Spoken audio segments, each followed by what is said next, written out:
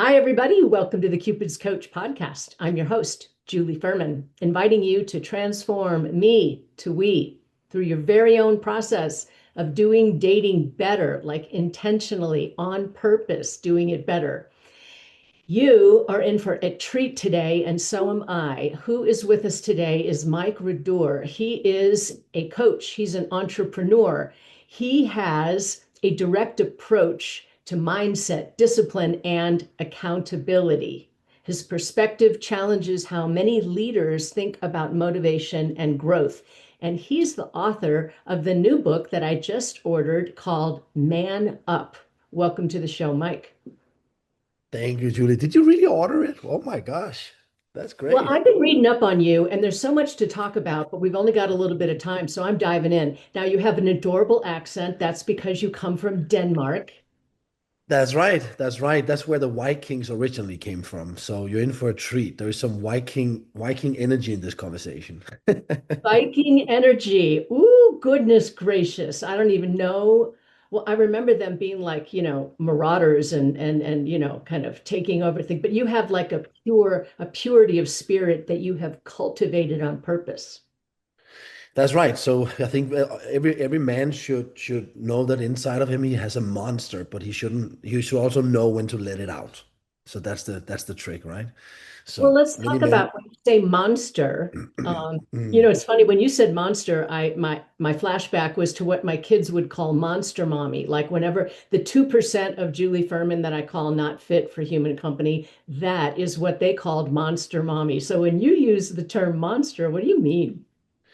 No, what I mean is, if we look back in time, and we have to do that because in today's society, we have gotten quite far away from what it actually meant to be a man, what it meant to be a woman, and men was meant to protect, provide, and preside. And that means if if you were a man and you didn't have some of the most crucial skills that it takes to be be good at being a man, which is courage and strength, and let's just call it fighting skills, survival skills, you would not last long. So we have the hormone called testosterone. And testosterone is a go, go, go hormone, right? And that's what I mean about the monster. So I call myself a disciplined savage.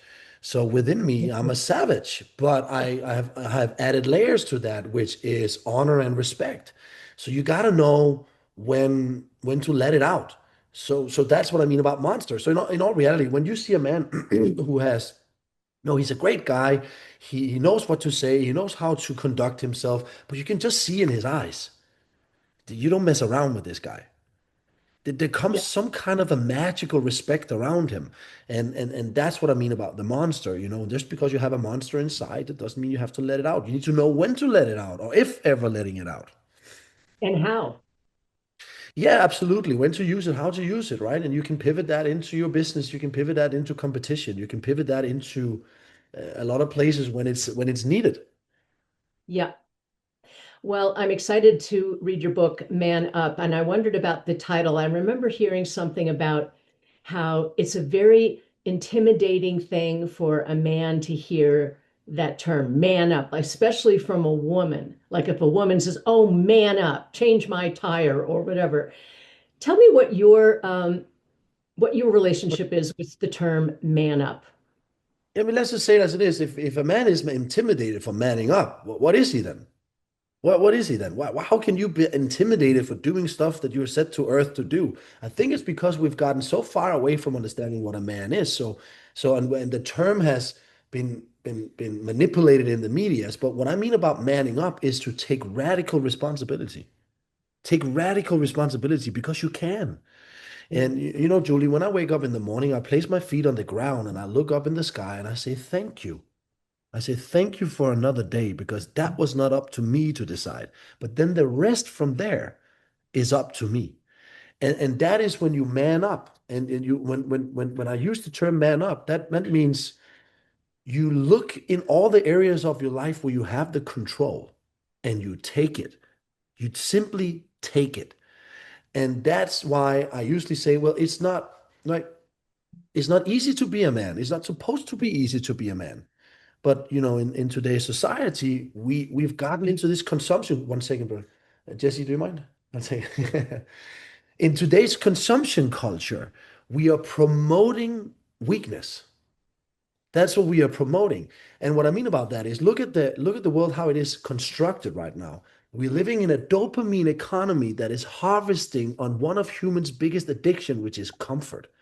So as soon as something hard shows up, we have now tools to numb the pain. We can go purchase a product, we can go eat a product, we can go watch some entertaining on TV. We can constantly numb ourselves with responsibilities, which is why, if you're looking into American history also, America has never had as many depressed men and women as the age of we are in right now. They never had that. And I claim it because a lot of these traditional ways of being, become wiser and increase your awareness has simply we simply lost it. And that's why when I say man up, that means okay, look at yourself. Okay, and it comes from this. I looked myself in the mirror, Julie, at a point when I was at the lowest in my life. I was a newborn father, and I had taken a 3-day bender to run away from all my emotions, all my responsibilities. And I look at this beautiful picture on the background of my phone. And I see a little girl that did not choose me as a father. Well, if you look into the spiritual world, they say that, but she didn't choose me. It's now my responsibility that she gets a great life. And that's what I said to myself, man up, Mike, man up. So you had a wake up call. You went on a 3-day binger or whatever you call it, and you were irresponsible. It's not uncommon that we have to hit some type of a bottom or have an aha moment that we didn't expect in order to muster up the courage to do something different. And it happened with you, didn't it? Oh yeah, it did. So it all comes down to everyone within us. We know what's right, we know what's wrong. We just don't know how to listen to it. And that's what we can't explain. Some people say it's God's voice, some say it's the human nature. We can't really explain it, but we really kind of know what is right and what is wrong if we learn to listen to our body. But what we have we confuse it with listening to our comfort. So Mhm. that's the immediate gratification, right? You know that feeling when you do something, it feels good in that moment, and then afterwards you're like, that wasn't right. That wasn't right. So this explains why you've had this pattern, this habit, a new habit that you've developed, and you do it every single day. And it's a cold plunge, and it's at 4 in the morning. Would you tell us about that? Yeah. So and so what I needed, Julie, I needed to separate myself. I needed to go to war against the version of myself that I didn't like, the version of myself that kept making me, convincing me, almost gaslighting me into doing stuff that I, in all reality, didn't want it to do. And that would be drinking, taking drugs, seeking validation, trying to show the world that I was good enough. And I needed to separate myself from that version. And what I did when I was at the lowest point in my life, I had to discover who is it in me that I don't like? Because you can't kill an enemy you can't see. And I was declaring war against myself. So I had it first to become aware. The first step to change is awareness. And the next step for me was rage. I got angry at that person. Get out of my life. And it's hard, right? Because you kind of schizo. You have yourself and you have different personalities within yourself, whatever you might call it.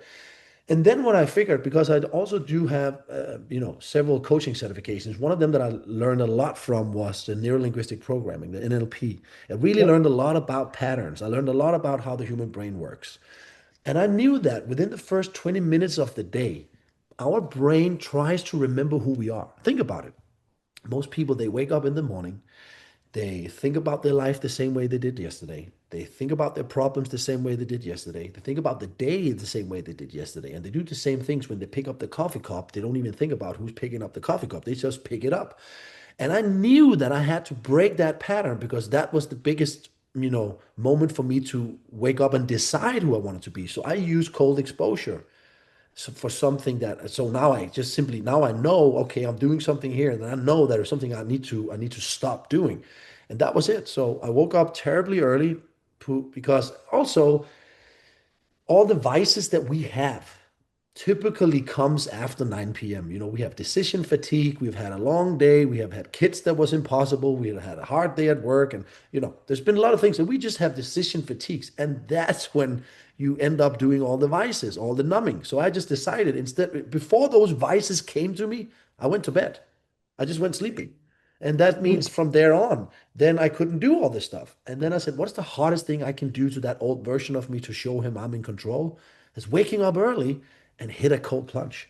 And later on, I developed more into that routine. I knew that I knew that all my decisions was based on perspective. So, all the results that we have in our life comes from the decisions we make consciously, unconsciously. Now, I also know that I can only make decisions on the current perspective that I have in my mind, my worldview, the way I look at it. So I needed to have new perspectives. So I spent an hour studying wisdom. That was spiritual books, that was mindset books, that was positive psychology books, just to feed my mind with something else than whatever this old dude of me would be thinking. And then after that, I developed even more. I said, what's the next thing I can do that's hard? 6 a.m. in the morning, hit the gym. That's hard. Who wants to show up in the gym 6 a.m.? Okay, I'm going to go to the gym. And I developed more and more. So I developed a so-called protocol, which right now is helping hundreds of men to break, separate themselves from the version they don't like. It's beautiful and it fits right into what I'm working on with myself as well. Some people who've been listening to the podcast know that I brought a guy on a couple of times, John Mitchell, whose program is called Think It, Be It. And it is a meditation that we create on purpose.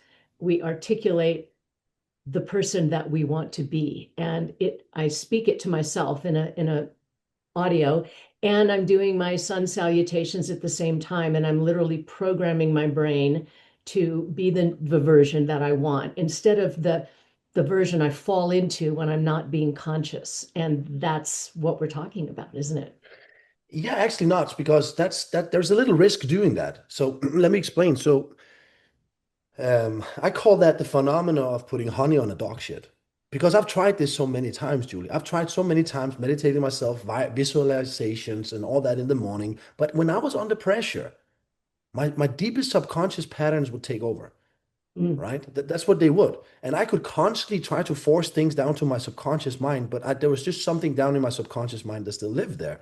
So if I'm a person that keeps breaking promises, I keep hurting people because of my behavior, I keep letting myself down, I keep making wrong choices whenever in precision I'm doing that. And I'm focusing on saying, okay, I'm going to say I'm sorry to that person. Oh, I'm going to focus on not breaking that promise. I'm focusing on the top of the iceberg while what is actually running me. The reason why I'm doing these things is because I have an identity connection with it. There's something in me that is connected with that. This is typically what self-sabotage is. Self-sabotage is when you grow up as a kid and you are in an environment for many, many, many years, whatever that environment dictates, whatever that is the principles and non-negotiables or ways of living or ways of looking at things, that becomes your standard. So for example, if you are in a relationship and you grew up in a very dysfunctional family, you probably saw your father being bad to your mom or your mom finding another husband, a very dysfunctional family where love was not what love is supposed to be, that becomes your standard. So if Mm. you then are in a relationship and it starts to become too good for what your standard is used to, you'll find ways of sabotaging it Because because we don't you think we're worthy. because we don't think we're worthy, because we have a underlying belief that is connected with that. So we can try to hypnotize ourselves as much as we want. We gotta take that belief out from the root. And now you're ready to install a new software. And that's one of the pieces of your coaching that you work with men to inspire and instill. And it's certainly deeper than self-talk and visualization. What's the crux of how you get to that place and how you guide your clients into getting to that place where transformation actually can begin to occur? So it's more about an awareness journey. So we got to become aware of what is a boy and what is a man. So because just because you grow up and you get older, that doesn't mean you carry man psychology. I didn't. So I was 10 years ago, I looked like a man, but I acted like a boy. So that's more about the mind, it's more about your awareness and your wisdom and the way you construct your neural pathways. So what I do with these fellas here, I give them a clear understanding of what does a boy do in his life and what does a man do in his life. And that's what we've done for ages in our old civilizations. There was rituals that men needed to go from boy psychology to man psychology. There was rituals for that. And some of the rituals were not nice. Like in Brazil, somewhere in Brazil, they took the young men when they started to show sexual interest for the ladies. They pointed him out and they literally said, it's time to kill the boy. He's ready for becoming a man. And they will take him into a ritual where they will take bullet ants on his hands. They will blow hallucinating stuff up in his nose and have a wise guy giving him principles. And they will take them through rituals that was horrific for him to get, for him to release the boy psychology and understand what is a man psychology. And what I do with my clients is I'm not going to put bullet ants on their hands or doing anything, but I'm going to make them apply self-applied suffering. And self-applied suffering, it's quite suffering when you wake up early. It's very it's hard. If you're used to sleep long, it's waking up 4 a.m. Cold exposure right out of the bed. It's self-applied suffering. And sit down and focus on reading some stuff where you get the wisdom. So I've kind of taken some of these old rituals and found a way that affects the brain the same way. And what happens is they need knowledge of, okay, what is a real man? How does he take responsibility? What is his duties? What is his obligations? And for example, I was in a radio show a couple of weeks back, a New York radio show, and one of the hosts, he said, "So Mike, is it not allowed as a man, as you say, to enjoy things you used to enjoy as a boy?" I said, "What does that mean?" He said, "For example, playing PlayStation." I said, "No, if you're 35 years old and you still play PlayStation, you're a freaking boy. You're a loser. You're spending your time on something that doesn't serve." And that's what I believe, it's also a belief system. It's a worldview. I believe a man is here to serve. So a boy consumes more than he produces, and a man produces more than he consumes. So if you think you have the time to waste your time on video games, which is nothing else but life, it's just waste. You could serve your community. First of all, if you are religious or if you're spiritual, you should serve God, you should serve your family, and then you should serve your community. And who are you actually serving when you're playing video games? Nothing but your own dopamine receptors, which is extremely selfish. And that's where boy and man separates. A boy is selfish, a man is self-centered. It's a big difference. It's a big difference. And then there will be, why should I do it? Like, because you can. Because you Mm. can. You should use your God-given gifts and develop the best version of yourself and serve others with that version. It's not about you anymore. And that was the biggest shift I got when I had a daughter. It's interesting how having the daughter was the catalyst for you because you were responsible for another person and life became bigger than just Mike. Yeah, and it was for a long time, but here I was having a so-called awakening. But for many years, I have lived a so-called I didn't live in conscience congruency. I didn't live in congruency with my conscience. I often woke up in shame and regret, and I was in a constant need of feeling loved, and I didn't haven't tamed myself. Now I moved my psychology from external validation to internal validation. I don't care if people like me. That's the biggest shift. I really don't care because I like myself so much. Because when no one is watching, I'm so proud of every action I take. And I used to care about money and getting rich and getting them, getting the women and I had that. I had the money, I had the supermodels, and I had the sex life. And I'm not going to say that it wasn't a fun time, but there came a time where that wasn't it. Yeah, And what was it then? And that's when I understood the difference from happiness and peace. So we are so busy in this consumption world looking for happiness. We think happiness is a destination. But the reality is just, Julie, happiness is just an expectation met. It's an expectation met. Then now you're happy. So sometimes you're happy, sometimes you're not. But a state of mind called peace, that's when I figured through all these studies I did, peace is a state of mind you can only achieve when you are in the process of becoming who you want to be. That's that's beautiful. peaceful. That's Mm, peaceful. So we, yeah, we we are never a finished product. There is never an ending, it's a constant. And when we are in the process of becoming who we want to be, we feel so on purpose. It's on purpose mode. I'm developing myself so I can serve others, and I'm proud of who I am in these situations. I'm proud of how I conduct myself, and that was a big shift for me.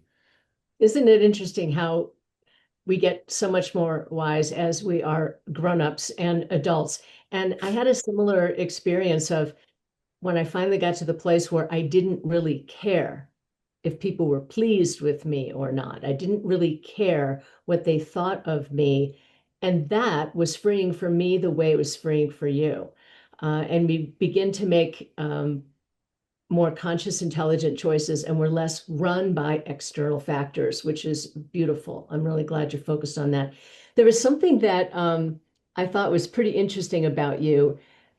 When high achievers, this is entrepreneurs, professionals, business owners, they're externally successful, but they're internally struggling with self-doubt, inconsistency, and lack of self-trust. That's what erodes everything. So Mhm. you guide men into getting to the place where they see that and they begin making other choices on purpose. And it's not an easy thing to give up old patterns, to give up PlayStation when they've been doing it for hours every day. How about to give up porn? Can we talk about porn? It's so funny. The men that I have worked with over the years who are very, very, very specific about a certain type of visual stimulus that they don't call it visual stimulus, but they're asking me for a certain type of skin color, a certain type of body type, a certain type of hair color. And I'm not finding that joy lives there. So I think porn is extraordinarily dangerous. I'm curious what you think of it and if you've experienced it and what you advise men to do about it. Yeah, porn is the devil's work. If you ask me, that's the devil's work. And the reason it's the devil's work is because you don't. So there's something beautiful about marriage, right? We also forgotten what a marriage is holy because it's two people coming together as the last stop, giving the biggest vow to each other that we are together forever, no matter what. And for that relationship to work, there's a lot of stuff that has to be worked on. A relationship is not easy. But one of the most important things is your desire. You need to pour all of your desire into one person. And that comes from and your desire starts in your mind, which is also why, Julie, you know what? I don't believe men can have female friends. I just don't believe it. And you can justify it and rationalize it as much as you want, but in the moment you pour your desire over to another person because you are playing with fire. You have to understand we are human bodies and we also have biology that says, hey, I'm here to reproduce. I'm here to Right. reproduce. And if men says, no, I never think like that, they're full of shit. It's just a natural thing that happens in men. It is just a natural thing. But you need to have the power to direct that into your wife, which is why I believe one of our biggest needs in human needs in relationship is intimacy, intimate talks, intimate conversations. So I believe your wife or your girlfriend, for that matter, should be your most intimate partner, not necessarily your best friend, but your most intimate partner where you can show everything you are. And for that to be sacred and holy, and you're gonna desire her for the rest of your life. If you're pouring your sexual desires into other women, you're opening up the gate for saying that you don't want your wife. And Mm, that I believe is death to relationships. It mhm. is literally death to relationships.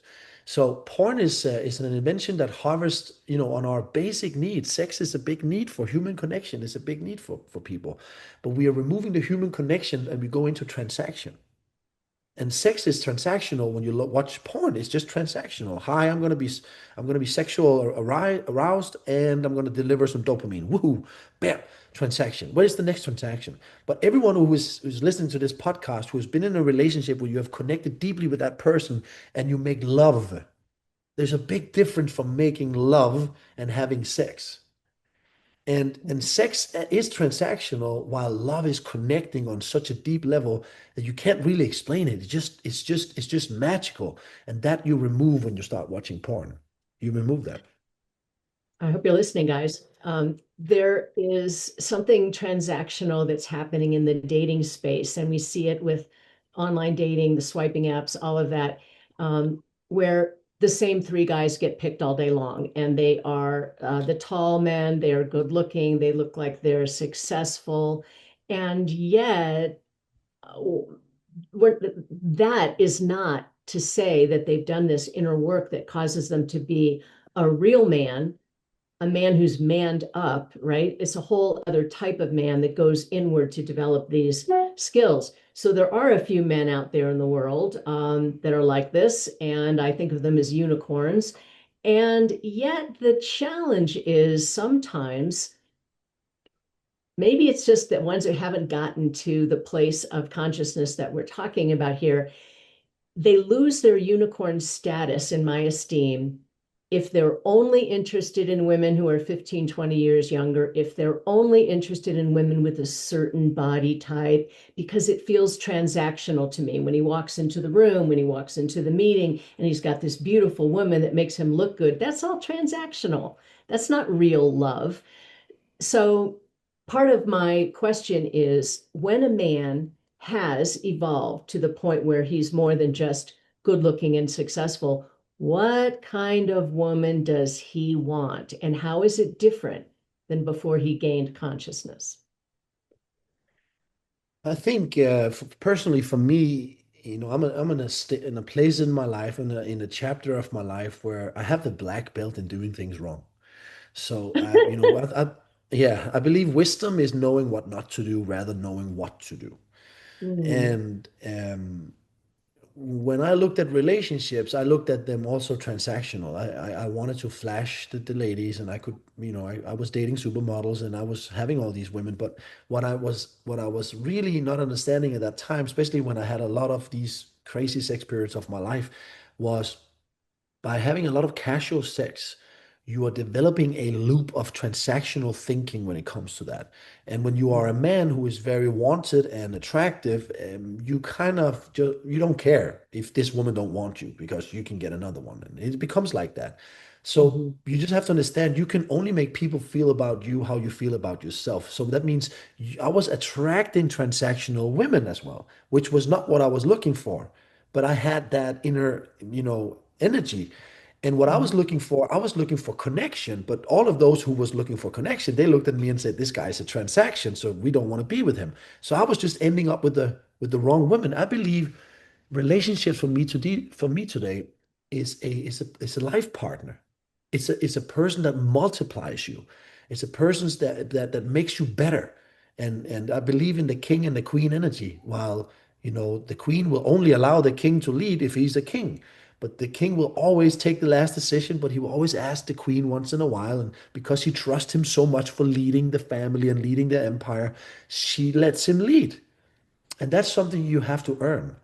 You have to earn that energy, that stability, emotional stability. It is, showing that you have the tenacity, and you have this masculine, mature energy that makes her relax. Even though if there is a storm around you, you're still this grounded person who has skills of be good at being a man, but you have definitely also have the skills of being a good man. And here we have the society where for example, I saw a post from a guy today and I commented on it. I'm very provocative on my Instagram, but I see this guy. He's an overweight dude, and he's completely not he can't control his impulses. And he's giving advice on masculinity. Now, one of the most crucial parts of masculinity is you control your impulses. You have control over your impulses. That's one of the crucial steps. So when I'm looking at a guy who is overweight, who's giving advice, and then I started reading his advices, and he was more busy teaching guys to be Mr. Nice Guy. And that's not masculine. Mr. Nice Guy is a kid's search for mom's approval. And that's not masculine, that's boy psychology. But we have a world where women, they also, because you get a lot of likes, then you think you're right. And I believe a real man is a very simple yet so hard thing to become. You take full responsibility for the areas you have responsibility of in your life. And in all reality, you can only control these things, your thoughts, your actions, and your reactions. So here I am. I'm provoking men. I'm saying if you're out of shape, you're not a real man. You're just not. And they'll be like, "What do you mean? I don't have the time for this. I don't." It's just BS because you don't need much time. It's more like your or left hand that brings food into your mouth. You have conscious choices, and you're not a slave for your pleasure and comfort addiction. And you can take things in moderation. and you can strategize your choices. So when I look at a man, and people say you shouldn't judge the book by its cover, I think it's BS as well. We've done that since the time of Earth. That has been survival. So if you're looking at a disciplined, strong, tall man, or he's walking across the street, he looks like he has his stuff together, right? He's tall, he's big, wide shoulders, and he's disciplined. Now you judge him. He looks like he has his shit together. Sorry, my language. And then you're looking, if a guy walks behind you, he's dirty, he talks with himself, and he's kind of sketchy. You're thinking, oh, I better move over to the other side of the street. You're judging how he looks. Or if you see a woman for that matter, with big eyelashes and big boobs and showing 90% of her skin, you can also say what that's about. So we should definitely judge its books by its cover because it shows your choices in life. You, Yes, and it's tricky because there are a whole lot of people or a whole lot of men going to the gym looking great, they're looking fit, but they don't do anything with those muscles, right? And there's nothing underneath it. So it's the part that that's I right. thought interesting is a lot of it has to do with unresolved shame that shows up on first dates. It shows up in early relationships when a man looks confident and he looks successful on the surface. And those are the men getting all the likes. Those are the men getting all the attention online where there may be a perfectly super solid man, but because he's 5'8", he gets overlooked. Because he doesn't have hair, he gets overlooked or something. So those guys are getting all the attention, and it's not where the joy is if they haven't done the But he inner doesn't work. have hair. You can fix your hair. If that's but so we have to, so I understand, but we just got to understand that women is they always want to go upwards when it comes to men. They always have this women. Oh, this is by nature that women is constantly thinking, is this the best for me? That's what Meaning the women best I are. can do, meaning the best I can Yeah, do is the best yeah. guy I can It's get. is this the best I can do? That's a natural thing of women, which keeps men on their toes. That's why men are so competitive. It's just the way we live in. And men who doesn't, for example, men can try to shy away from it, and then I'm embracing my dad bod.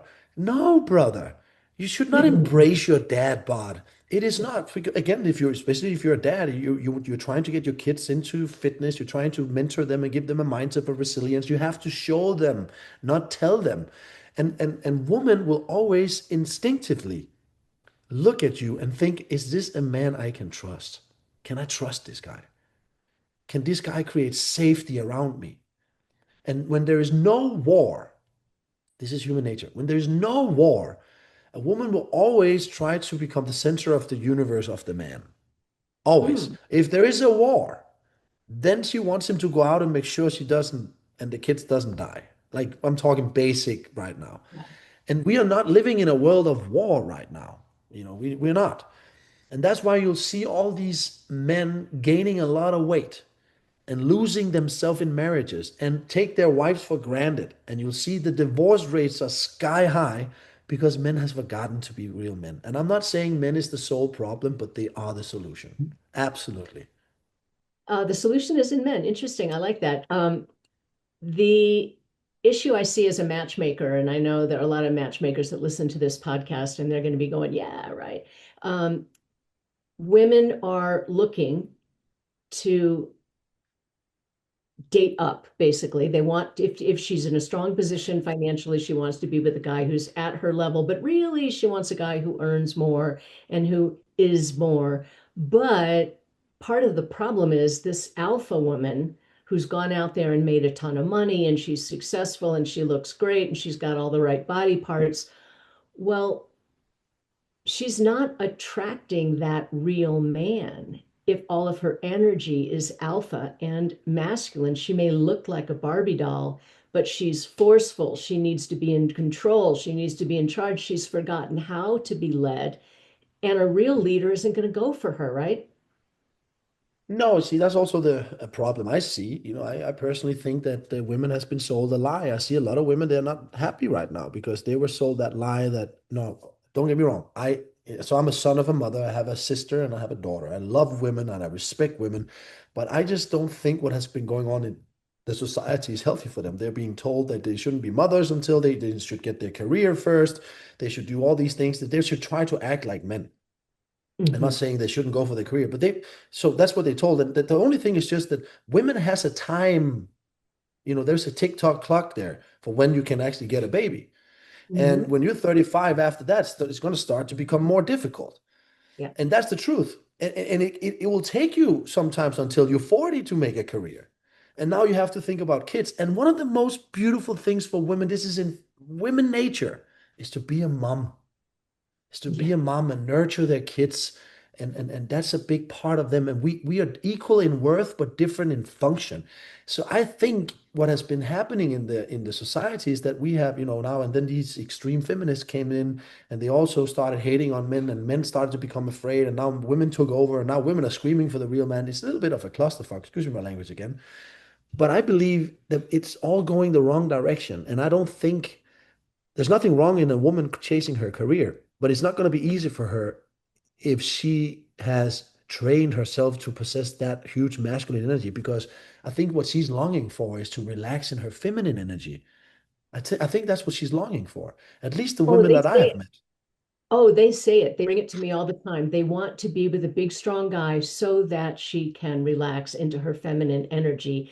And yet, she doesn't know how. She's been so accustomed to taking charge and ruling the roost and telling people what to do and how to do it.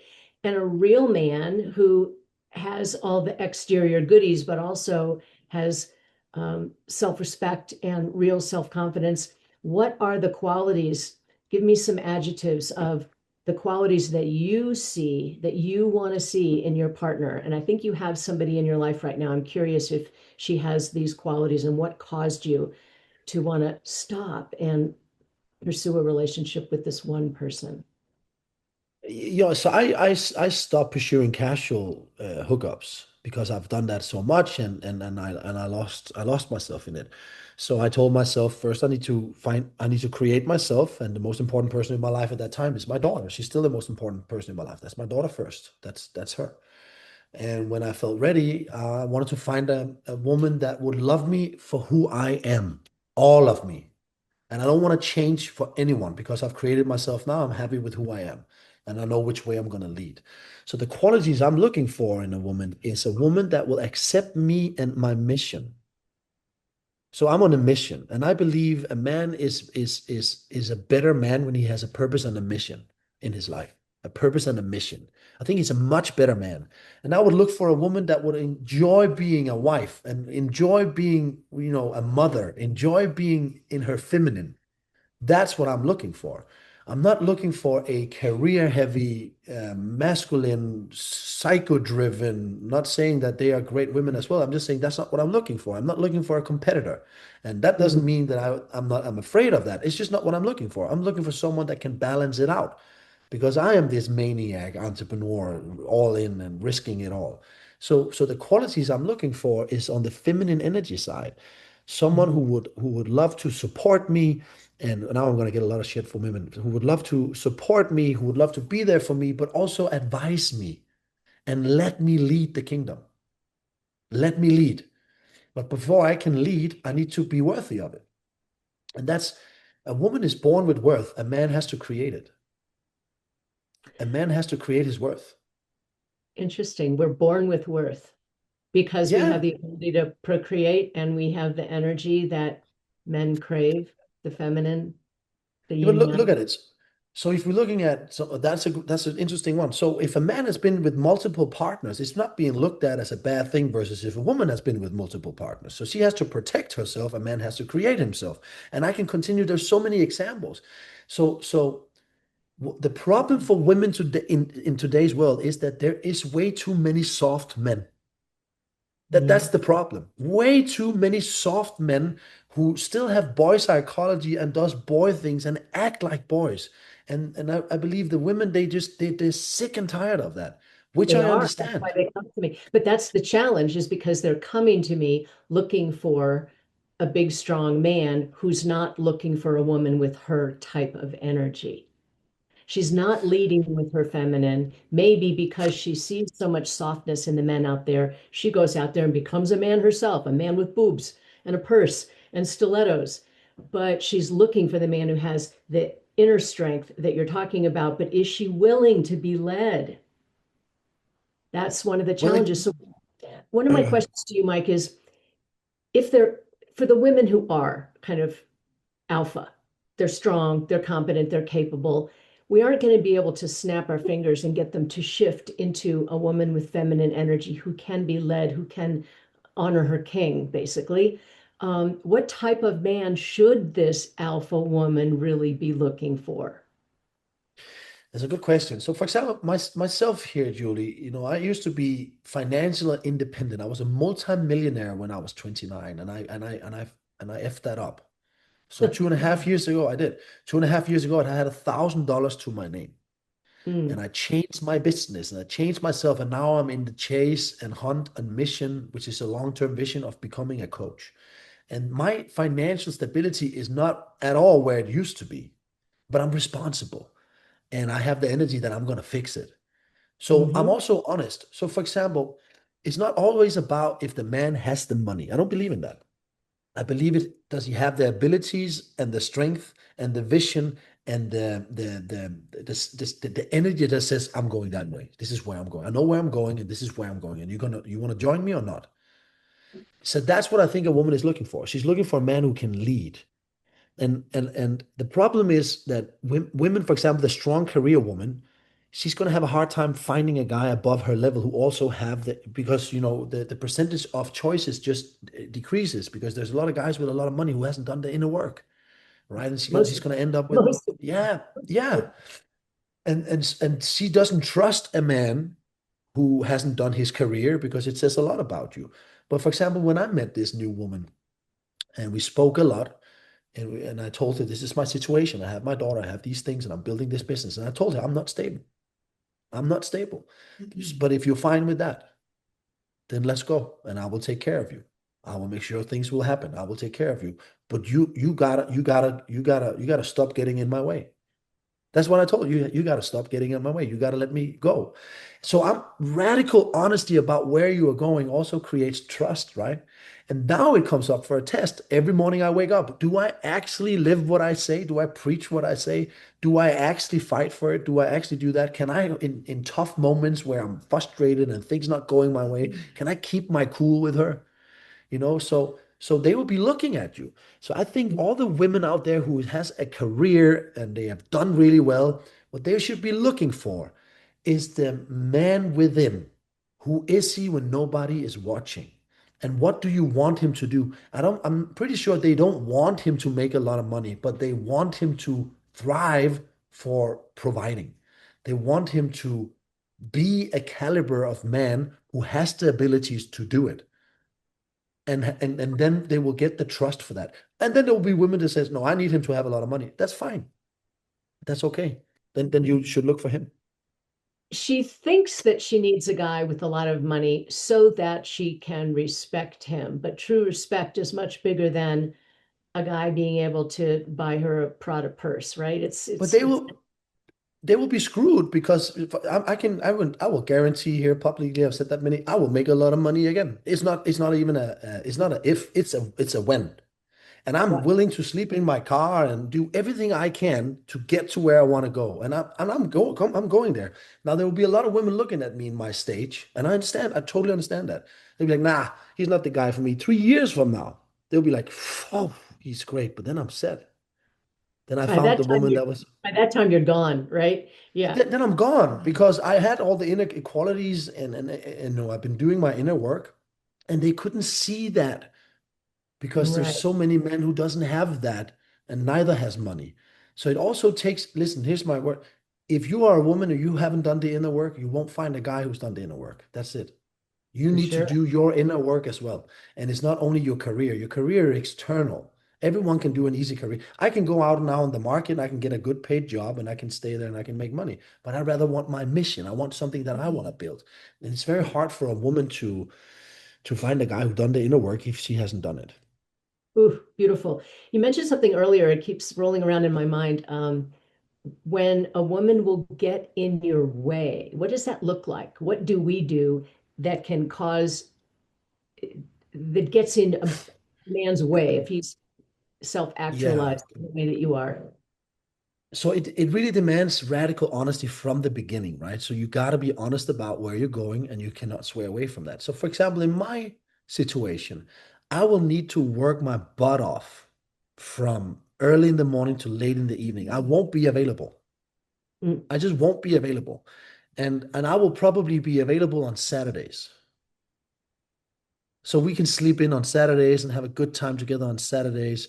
And and I will strive for my best to be home and sleep next to you every night and up with you every morning, but I won't be available. So that will be, can you accept that? What then will happen over time is that because of that, and it demands a lot from me as well, what happens over time is that insecurities can swipe in because there is not that confirmation all the time. So a lot of communication is needed for that to be happening. Now, things can take longer time than expected. Now, distrust can come there as well. So not getting in your way is suddenly saying, I think it's time for you to stop your mission. It's not the right thing to do. No, I think not it's for time Deb. for you to stop your, no, I think it's time for you to stop your mission and come and be with me. And no, that was not the plan. So that's why it's so important in relationships to talk about where are we going? Where have we been? Have we worked on ourselves?